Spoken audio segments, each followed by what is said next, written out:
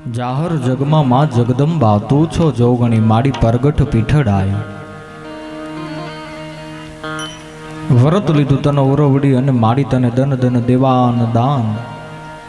જેના લેવાના જ કોઈ દેવા નથી માં તને ધન ધન સોનલ માં.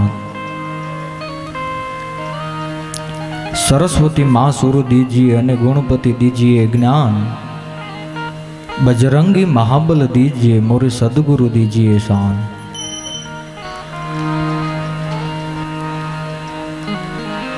आज रोज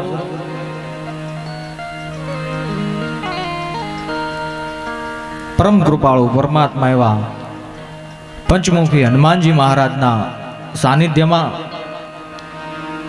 तेमज संत शिरोमणि युग विभूति एवा बड़िया बापूना दरबार में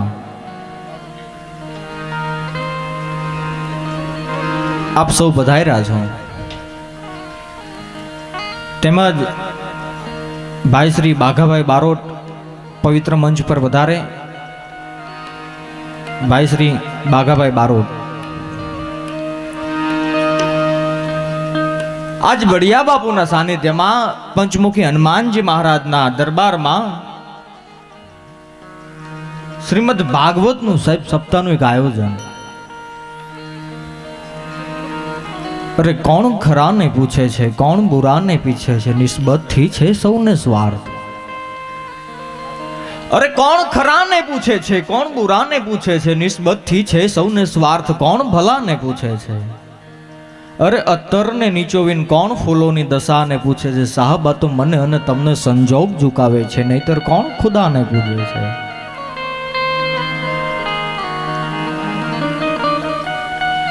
त्रिवेणी संगम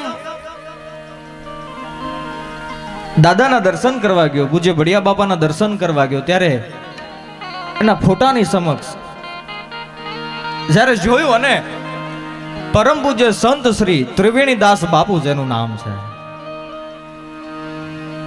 अरे त्रिवेणी दास बापू एनु नाम है पण कोई पण आवे पधारो पधारो मां.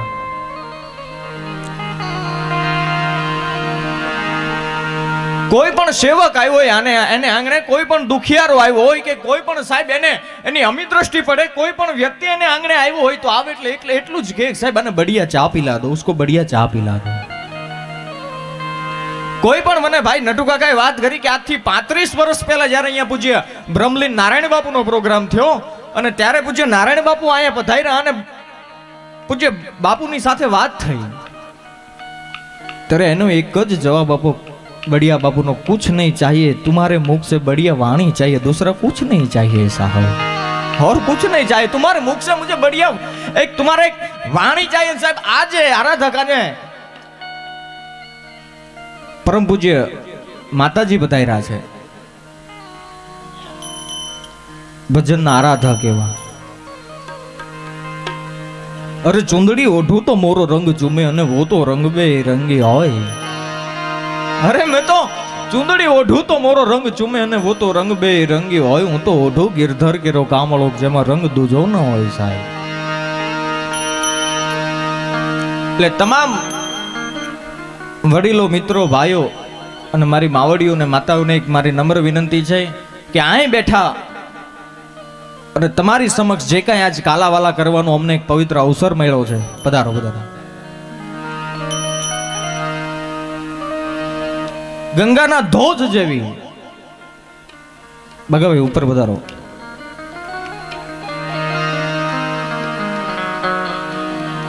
ભાગવત સપ્તાહનું આયોજન અને સાહેબ આવો મોટો મેળાવડો એટલે જ્યાં તમને મારો મૂળ કહેવાનો અર્થ એ છે કે જ્યાં તમને મોજ આવે ત્યાં તાલીઓ પાડતા રહેજો આંકલા પડકારા કરતા રહેજો જેથી કરીને અમને ખબર પડે કે આજ જે કાંઈ દોવાણું એ બધું અમારું દોણામાં ગયું એમ. જ્યાં તમને આનંદ આવે ને તાલી પાડતા રહેજો. અને આયા એક ચોખવટ ભરી વાત કે જે કાંઈ રકમ ઉડવાની છે કોઈ પણ અમારા માયલા કલાકાર કે પૂજ્ય માતાજી તો એક બાજુ માં છે એટલે અમે જે કાંઈ આવ્યા છે અને આજ અમે જે પધાર્યા છીએ જે આવ્યા છે કલાકાર બનીને એક સાહેબ બળિયાના દીકરા બની અને આજ અમારી વાણીને અહીંયા પવિત્ર કરવા આવ્યા છે સાહેબ. આજ અમે બળિયાના દીકરા બનીને આવ્યા છીએ.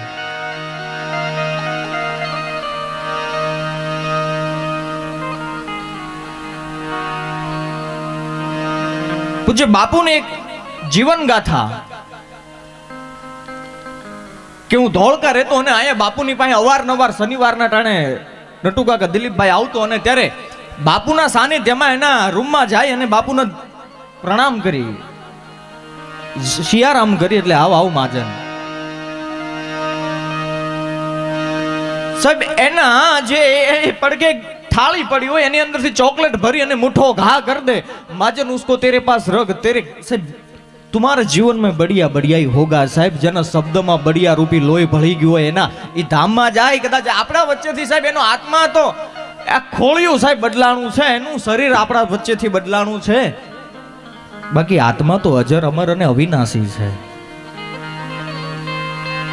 અજર અને એનું ખોળિયું સાહેબ મારીને તમારી વચ્ચેથી ખાલી એક નાસવંત પામ્યું છે બાકી બળિયા છે એનો જે મૂળ ભાવ હતો જે શબ્દ હતો એ હોય કે ન હોય એની પાછળ સાહેબ બળિયા બળિયા અને બળિયા જ થાય એમાં બીજું કઈ આવે નહીં સાહેબ એની પાછળ પણ બળિયા જ થાય માટે આપણે સંતવાણીના દોર તરફ જવું છે બીજા રાઉન્ડમાં આપણે આનંદ કરવો છે માટે પ્રથમ પરમ પૂજ્ય એવા શ્રી જયશ્રી માતાજીને જબરજસ્ત તાલીઓથી વધાવો આજ ખરેખર એમણે પણ એક બાપાના સાનિધ્યમાં પૂજ્ય પંચમુખી હનુમાનજી મહારાજના સાનિધ્યમાં આજ દાદો શિવ શક્તિનું આહવાન થાય ન્યા સાહેબ બળિયા જ હોય બીજું કાંઈ આવે નહીં એમાં શિવ શક્તિનું આહવાન થઈ જાય તેમજ અમારે ભાઈ શ્રી બાઘાભાઈ બારોટ જબરજસ્ત સાહિત્યનો જેની પાસે ખજાનો પડ્યો છે ભાઈ શ્રી બાઘાભાઈને એકવાર જબરજસ્ત તાલીઓથી વધાવો તેમજ ઉસ્તાદમાં જે સંગત આપે છે વર્ષો જેની સાહેબ વર્ષો જૂનો જેની સાથે નાતો છે ફૂલપીર છોટુ સાંઈ બાપુના એક હાહા ગલથલ જ્યારે મારી ઉંમર નાની અને જ્યાં હાહા ગલથલ કરતા હોય અને પૂજ્ય બાપુની આરે મારા બાપુની આરે જેને ખરેખર બહુ વર્ષો જૂનો નાતો અને મારું તો સાવ બાળપણ એવા ભાઈ શ્રી સબીરભાઈ ઉસ્તાદને એવા જબરજસ્ત તાલીઓથી વધાવો ભાઈ શ્રી સબીરભાઈને તેમજ રિધમમાં જે સંગત આપે છે એવા ભાઈ શ્રી સિદ્ધરાજભાઈને એકવાર જબરજસ્ત તાલીઓથી વધાવો તેમજ બેન્જો માસ્ટર જે બેન્જોમાં સંગત આપે છે એવા ભાઈ શ્રી મેહુલભાઈ એમને પણ જબરજસ્ત તાલીઓથી વધાવો તેમજ મંજીરાના માણીગાર જે મંજીરામાં જે સંગત આપે છે પ્રકાશભાઈ તેમજ રાજુભાઈ એ બે ભાઈને પણ જબરજસ્ત તાલીઓથી વધાવો અરે જય જય જય હનુમાનજી મહારાજ દીન દયાળુ તોરું સ્વરૂપ મારે સાચું રે સંકટ સમય સહાય થાજે દાદા કરી પ્રાર્થના હું યાચું રે જય જય જય હનુમાનજી મહારાજ દીન દયાળુ તોરું સ્વરૂપ મારે સાચું રે સંકટ સમય સહાય થાજે દાદા કરી પ્રાર્થના યાચું રે ભવસાગરમાં ભૂલો પડ્યો હું મારું મન ભમી ભમીને થાયકું રે અર સ્મરણ કર્યું ના સજે તમારું માયા માચિત રાખ્યું રે દોષ જરા ના જોશો દાદા ક્ષમા ધર્યો લેજો રે અરે ચરણ કમળમાં હું તોડો શીશ નમાવું આ તારા દાસને દર્શન દેજો રે મહિમા તારો સી રીતે ગાવું નથી શબ્દ કેવાણી રે જય જય જય પંચમુખી હનુમાનજી મહારાજ દીન દયાળુ તોડું સ્વરૂપ મારે સાચું રે અરે કોઈ નથી આ જગમાં મારું હે બળિયા હે પંચમુખા કોઈ નથી આ જગમાં મારું જૂઠા સંબંધો સગળા રે રૂઠ્યા ગ્રહોને રૂઠી વિધાતા ભાગ લેખ મારા નબળા રે ધન દોલત ન માગુ બળિયા માગુ ના હીરા મોતી રે અરે હાથ પાડું ત્યાં પ્રગટ થાજે વિનવો હું કર જોડી રે અરે વેદ શાસ્ત્ર કે મંત્ર તંત્ર વળી ધર્મ કર્મ ન જાણું રે એક ચિત્તથી સ્મરણ કરી તોડા દર્શનો સુખ માણું રે ત્રણેય ભુવનનો તું રખવાળો ભક્ત જને વખાણું રે જય જય જય હનુમાનજી મહારાજ દીન દયાળુ તોડું સ્વરૂપ મારે સાચું રે અરે ઘણા કર્યા અપરાધ મેં નામ સ્મરણ ના તોડું કીધું રે અહંકાર નું અભિમાન નું ઝેર મેં તો ઘૂટી ઘૂટીને પીધું રે પતિત પાવન હે 14 બ્રહ્માંડ ને ડોલનારા હે 14 બ્રહ્માંડ માં ડણકું દેવા વાળા હે પંચમુખા આજ તારા ભક્ત જને વખાણો રે જય જય જય પંચમુખી હનુમાનજી મહારાજ દીન દયાળુ તોરું સ્વરૂપ મારે સાચું રે છંદ્ર ચો पंचमुखी हनुमान जी महाराज नो जे कोई भावे गासे रे मननी आशा पूरी थासे मेरी बड़ियानी दया नजर थासे रे साहेब। માટે સંતવાણી તરફ જાવું છે એટલે વધારે સમય નહીં લેતા પરમ પૂજ્ય હું જયશ્રી માતાજીને વિનંતી કરું એમને જે આનંદ આવે એવા ભજનના દોરને લઈને આવે જબરજસ્ત તાલીઓથી પરમ પૂજ્ય જયશ્રી માતાજીને વધાવો।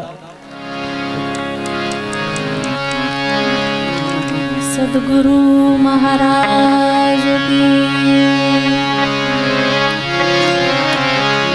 रामचंद्र भगवान की, परम गुरु करुणा सागर भगवान की, पंचमुखी हनुमान जी महाराज की, जय श्री हनुमान जी महाराज की, सत केवल साहेब की, सब संतन की, सब देवन की, कृष्ण कन्हैया लाल की, गौ माता की, सत्य सनातन धर्म की।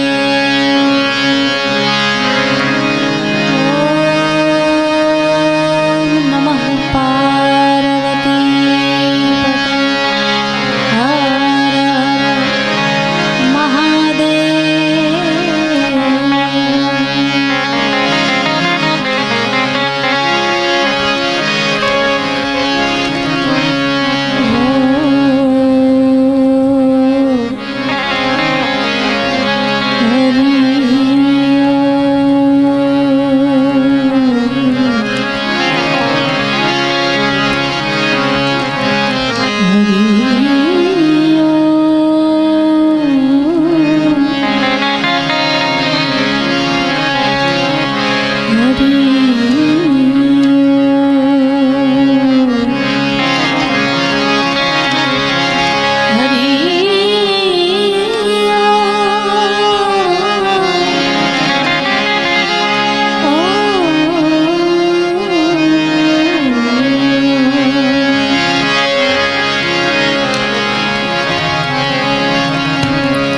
सूरबीन मिले न सरस्वती, गुरु बिन मिले न ज्ञान। सूरबीन मिले न सरस्वती, गुरु बिन मिले न ज्ञान। जल बिन उतरे न हरिनी आरती, आनंद बिन बिके न प्राण।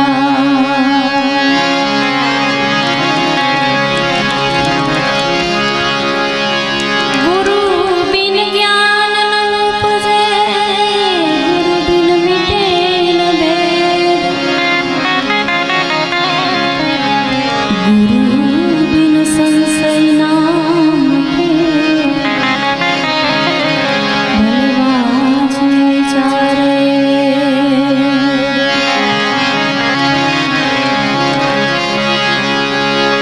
सद्गुरु सेवा सोई लियन निभावी मुझके, जेम नट चाले दूर पर, एवो छे आंखे। एज गुरुनी प्रतिमा पाळसे, करे सद्गुरुनी से। आखर लगी रहे एकता, मनुष्य नहीं ये दे। एक दंत दयावंत, एक दंत दयावंत, चार भुजधारी। हारी